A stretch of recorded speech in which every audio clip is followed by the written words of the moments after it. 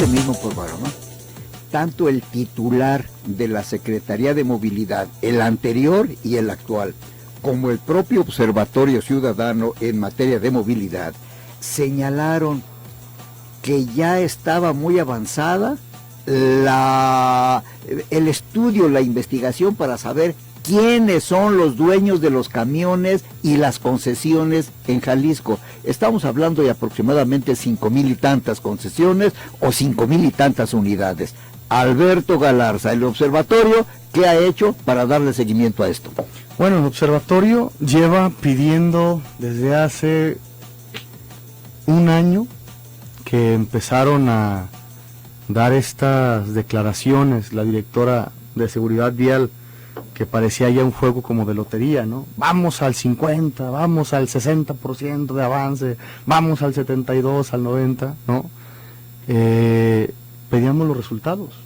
Bueno, si llevas tanto avance en las unidades que ya están registradas o reempadronadas, dinos a la ciudadanía cuál es tu avance, quiénes son los dueños, para empezar a tener datos que pudieran dar mucha claridad en el tema y en el debate político y público del transporte público. Hasta el día de hoy no hay un padrón, no han entregado nada, ¿no?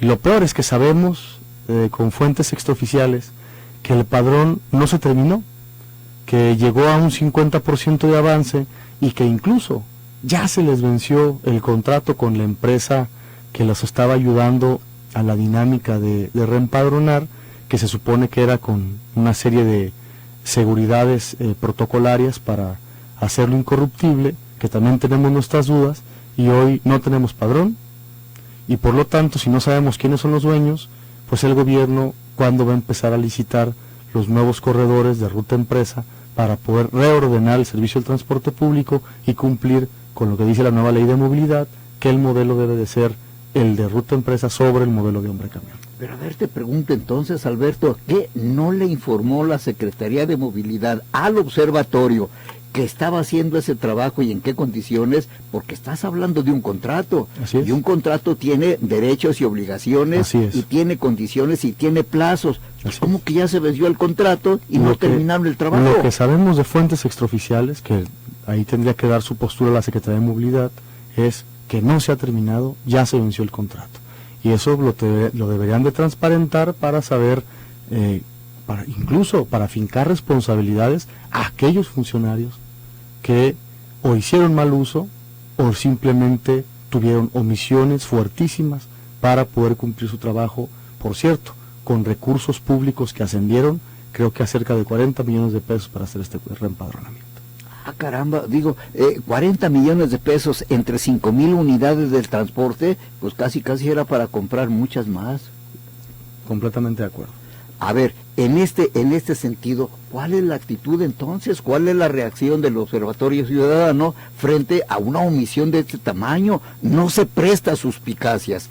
Tanto el que tenía que hacer el trabajo como la autoridad y en cierta manera el observatorio, que es los ojos, la voz y los oídos de la sociedad. Precisamente nuestro trabajo es denunciarlo. Nosotros exigimos ese padrón, exigimos que se transparentara quiénes son los usuarios, que supiéramos de manera real cuáles son los dueños del transporte público, y hasta el día de hoy no lo sabemos. Y en cambio lo que sí sabemos es que se dieron cifras de cumplimiento del reempadronamiento que no solamente no se cumplieron, sino que simplemente estaban en la completa irrealidad. ¿Qué significa esto? Digo, que es muy trabajoso revisar 5,000 expedientes con las tecnologías que hay ahora. Yo creo que lo trabajoso es hacer su trabajo con honradez, con transparencia, pero sobre todo con una gran vocación de servicio público. Yo te pregunto, Alberto, el día 27 de julio, hace poco tiempo, fue nombrado titular de la Secretaría de Movilidad Servando Sepúlveda, y se le fijó un plazo de 90 días para dar resultados concretos, mínimo en materia de corrupción o combate a la corrupción. Vence el 27 de octubre. ¿Cuál es el seguimiento que ha dado el observatorio a esto? Bueno, lo que nosotros tenemos que decir en ese aspecto son dos cosas de manera fundamental. La primera, ha habido una comunicación ya de manera directa con el nuevo secretario de Movilidad, hay una agenda de trabajo, tenemos una reunión pendiente para armar un cronograma de cumplimiento de todas las recomendaciones, tener una ruta donde el Estado se comprometa con el observatorio a cumplir en los tiempos que técnicamente el Estado pueda hacerlo, las 37 recomendaciones, sobre todo en el tema del transporte público. Y lo segundo es que, según sabemos, el secretario de Movilidad, dicho por el propio secretario de Movilidad, es que ya entregó al gobernador del Estado, al titular del Ejecutivo, el resultado del estudio de la corrupción dentro de la CEMOV, y ya le corresponde al Ejecutivo aprobarlo y empezar los programas necesarios para combatir este mal endémico de una de las secretarías que más recursos autogenera al Estado, que estamos hablando que son aproximadamente de 1.500 a 1.800 millones de pesos al año. Mira, te preguntan, como representante y coordinador del observatorio, el señor Sandoval dice, ¿cuál sería el camino práctico, el 1, 2, 3, para que un ciudadano normal, común, habitante de la zona metropolitana, pudiera expresar sus inquietudes ante el observatorio y ser el conducto del observatorio para hacerlas llegar a la autoridad? Tenemos redes sociales del Observatorio Ciudadano de Movilidad y Transporte, tenemos una página web también de este mismo órgano ciudadano. Simplemente con contactarnos puede hacer una reunión, una cita con el pleno del observatorio, y nosotros estamos para escuchar todas las inquietudes de los ciudadanos, porque para eso estamos hechos.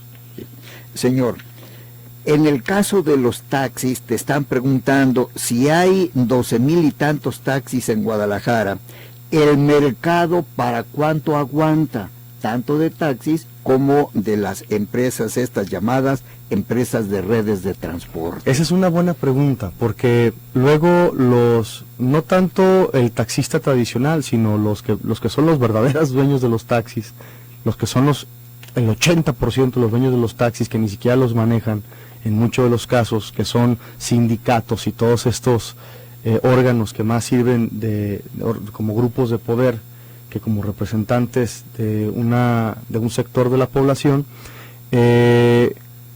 han sido engañosos en el discurso. ¿Quiénes utilizan las plataformas o las empresas de redes de transporte? Para empezar, quien cuente con una tarjeta de crédito.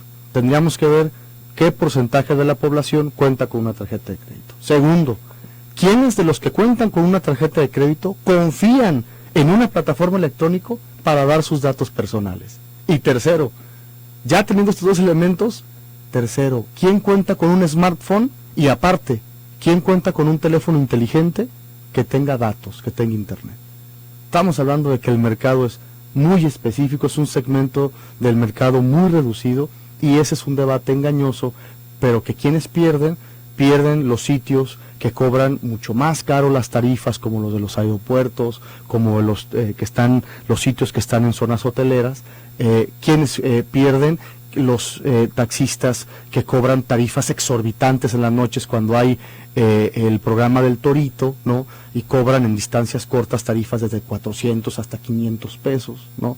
Ellos son los que pierden, los que están por encima de lo que dice la ley. Mira, hay una observación de toda la cascada que estás provocando en este programa que me parece muy oportuna. Dice, miren, yo soy automovilista, soy usuario ocasional del transporte público y creo que al igual que muchos ciudadanos podría modificar mis hábitos de transporte, ojo, si el servicio en realidad fuera aceptable, es decir, que me desquitara el pago que yo hago. No pido excelencia, pues estoy en México, estoy en Guadalajara, pero por lo menos quiero 2 cosas, o 3 me dicen. 1, puntualidad, que yo sepa qué horas va a pasar mi transporte.